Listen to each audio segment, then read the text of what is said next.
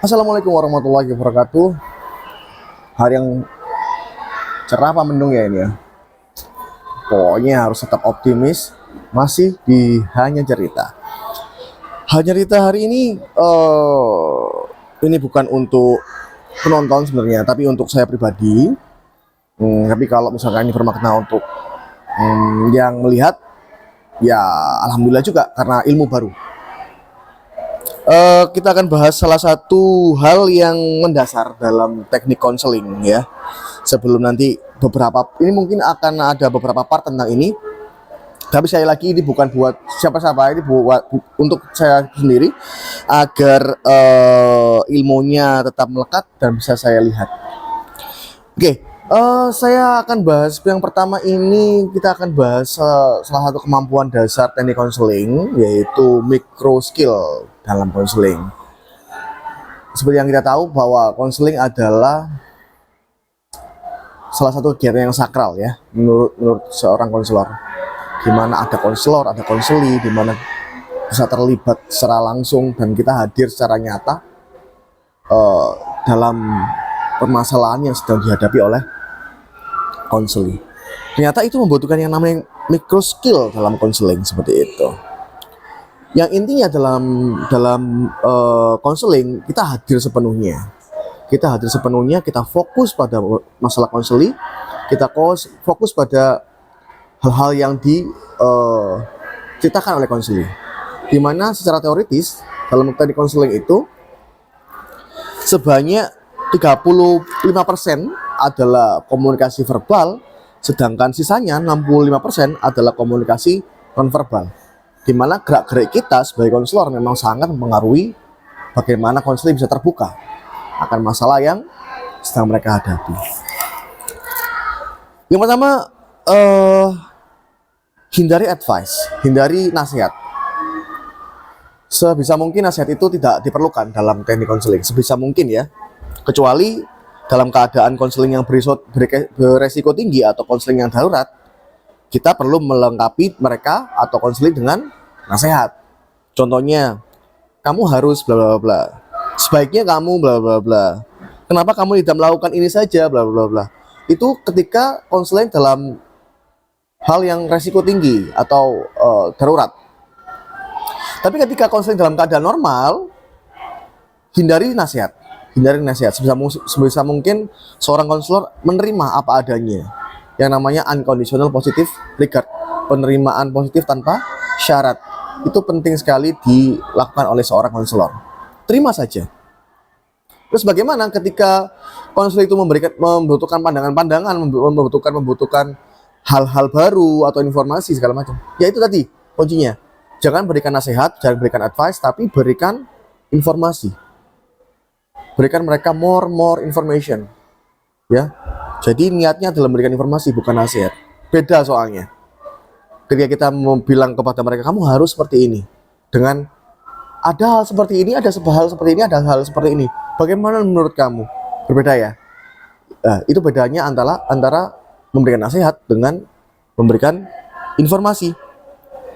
Karena seorang siswa atau seorang konseli itu hidup berdasarkan pilihan mereka, bukan dari pilihan-pilihan konselor. Ya. Jadi dia harus memilih apa yang jadi solusi yang terbaik buat dirinya. Jadi memang sakral ya. Memang hubungan yang sakral antara konselor dan konseli melalui layanan konseling ini. Namun kenyataannya di dalam kantor atau kehidupan seorang konselor, khususnya di sekolah, konselor kan guru BK, dianggap guru BK ya. Ada guru di sana yang biasanya ngobrol dengan guru BK, ada orang tua yang melakukan konsultasi dengan guru BK atau konselor, ada juga siswa yang pastinya yang membutuhkan layanan konseling kepada konselor. Di mana mereka ini semacam ada hierarki seperti itu, mereka ini semuanya membutuhkan nasihat dari konselor. Seakan-akan ketika mereka masuk ruangan BK kemudian membutuhkan layanan dari konselor, mereka membutuhkan nasihat gitu loh. Membutuhkan nasihat. Nah, ini yang harus pola pikir ini yang harus kita ubah sedikit-sedikit melalui pendekatan konseling individual. Di mana ketika pembangunan hubungan baik dengan konseling atau dengan konsulti atau dengan guru kolega, partnership, kita harus menjelaskan peran kita seperti ini, peran kamu seperti ini, sehingga mereka paham dan mereka gak berekspektasi akan mendapatkan nasihat dari kita gitu. Karena memang sangat dihindari, sebisa mungkin menghindari yang namanya advice atau nasihat. Jadi jangan beri nasihat, berikan informasi yang banyak, berikan more information, seperti itu. Kemudian hal yang paling penting dalam teknik konseling atau micro skill dalam konseling adalah mendengarkan. Bukan dengar, tapi mendengarkan. Not hear, but listen gitu. Jadi jangan dengar, tapi mendengarkan. Beda. Kalau mendengar, kalau dengar atau hear, itu kita nggak butuh effort, kita nggak butuh tenaga. Contohnya ada suara mobil lewat, breng gitu, kita nggak butuh tenaga. Tiba-tiba dengar saja. Tapi kalau listen, kalau mendengarkan itu aktif ya. Kalau dengar itu pasif, kalau mendengarkan itu aktif. Nah, ketika aktif itu membutuhkan effort, membutuhkan tenaga, membutuhkan energi agar apa yang kita lakukan itu bisa efektif terhadap pelayanan yang dilakukan oleh konselor. Ya. Jadi bedakan antara hanya dengar dan listen atau mendengarkan. Itu sangat berbeda. Seperti itu. Jadi pertama, give more information. Yang kedua, be listener yang baik, be a good listener. Jadilah pendengar yang baik. Kunci dalam konseling adalah menjadi pendengar yang baik, mendengar dengan sepenuh hati, sepenuhnya, nyata, hadir dalam kehidupan konseling ya. Jadi nggak setengah-setengah.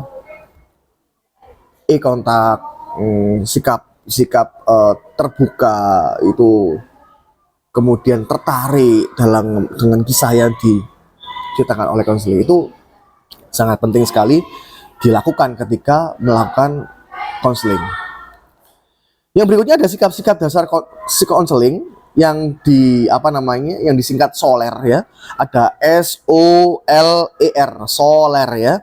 S-nya adalah sit, di mana kita duduk langsung di hadapan konseli yang idealnya membentuk sudut 45 derajat. Jadi tidak berhadapan atau mungkin dihalangi oleh meja atau kursi yang lain, tapi membentuk sudut 45 derajat. Jadi di sampingnya kita itu konselingnya ada, sehingga kita hadir secara langsung untuk mendengarkan kisah yang diceritakan oleh konselor tersebut, seperti itu. S, sit, duduk secara langsung.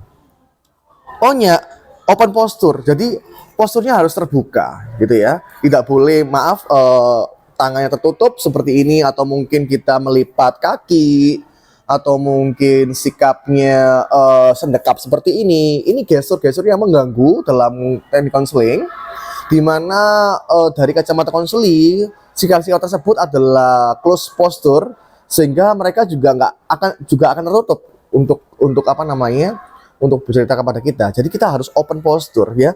Jadi tangan kita harus condong sedikit ke depan seperti itu, kemudian tangannya terbuka. Kalau bisa gesturnya digerakkan lagi, diaktifkan kembali sehingga menjadi yang namanya open posture. Yang ketiga, lean atau condong. Jadi kita meskipun sudut 45 derajat, kita nggak boleh membelakangi atau sedikit mengacuhkan pandangan kepada konselor seperti itu ya. Sikap baik kita harus condong pada mereka, mendekat kepada konselor seperti ini. Oke, saya mendengarkan kamu, saya paham apa yang sedang kamu lakukan, yang sedang kamu rasakan. Silakan lanjutkan, saya lagi bagaimana ceritanya, seperti itu. Jadi sikapnya harus condong, daripadanya condong ke arah konseling, seperti itu. SOL, yang kontak, kontak. Jadi harus memandang mata konseling, sehingga ketika konseling kita perhatikan lewat mata kita, mereka seakan diterima. Mereka seakan tidak ada penolakan. Apapun yang mereka ceritakan, meskipun itu negatif, kita seakan-akan fokus sama dia, perhatian sama dia. Itu sangat penting sekali. Dan yang R, relax, tenang. Dan kita harus menenangkan. Selain kita yang tenang, kita harus juga menenangkan. Dan ini butuh apa ya? Butuh jam terbang seperti itu. Kadang-kadang ketika ada jadwal konseling yang padat, lagi ada konseling, selesai konseling ada konseling lagi tanpa jeda. Kadang-kadang kita harus down dikit, cooling down sedikit. Kalau apa? Kita izin kepada konseling, Bapak butuh waktu sebentar ya, mungkin 5 menit, mau menunggu, kecuali masalahnya darurat ya, kecuali masalah darurat benar urgent. Ketika dia masih bisa menunggu, oke Bapak silakan. Nah, kita istirahat dulu sebentar, 5 menit, sedikit cooling down, agar kita relax. Nah, ketika kita nggak relax, ketika kita emosinya nggak stabil, itu kita nggak akan bisa menenangkan. Yang di sini ada relax, tapi juga santai, tenang, dan juga menenangkan. Ketika sikap kita tenang, relax, kita juga akan menenangkan. Jadi konseling datang dalam keadaan emosional misalkan, tapi sikap kita relax, secara nggak langsung itu bisa juga merelaksasi si konseling tersebut. Seperti itu. Jadi postur, gestur itu sangat penting. Disingkat soler ya. Jadi ada sit, open posture, lean, eye contact, dan relax. Jadi itu posturnya. Nanti kita sambung dalam latihan komunikasi dasarnya. Komunikasi dasar juga seperti itu. Ada yang namanya summary, ya kan? Ada yang namanya reflection of feeling, ada yang namanya lead inward. Jadi kita yang menata pertanyaannya. Tapi itu cuma 35%. Dan hindari nasihat. Yang paling penting 65% adalah gestur. Komunikasi nonverbal. Ada soler di sana. Jadi sebisa mungkin, aduh kamu salah deh, dalam hati kita ya. Aduh kamu pandangan kamu salah deh, harusnya seperti ini. Tahan dulu. Dia punya nilai sendiri-sendiri. Dia punya insight sendiri dari pengalaman hidup yang mereka jalani seperti itu. Tugas kita adalah menggali, bukan ketika sudah tergali semua data udah lengkap, baru kita lead, kita arahkan, atau kita berikan informasi, bukan mengarahkan ya, memberikan informasi, get more informasi, give more informasi, agar mereka bisa memilih sendiri. Oh seperti ini. Ketika mereka sudah memilih, kita juga bisa evaluasi dari pilihan mereka. Bener nggak? Coba sih. Begitu. Jadi mereka yang berpikir sendiri. Itu ya konseling yang memandirikan. Jadi seperti itu. Ada open question, pertanyaan terbuka. Baik, silakan. Kamu bisa membicarakan apa yang sedang kamu rasakan, sedang kamu alami gitu. Jadi ini micro skill ya, teknik dasar. Ketika kita nggak akan bisa menurut saya ini ya, kita nggak akan bisa fokus pada pendekatan tertentu bila mana micro skillnya belum paham. Itu yang membedakan konseling dengan pembelajaran, dengan wawancara, ya, dengan konsultasi. Karena sekali lagi konseling adalah salah satu kegiatan yang sakral antara seorang konseli dengan konselornya.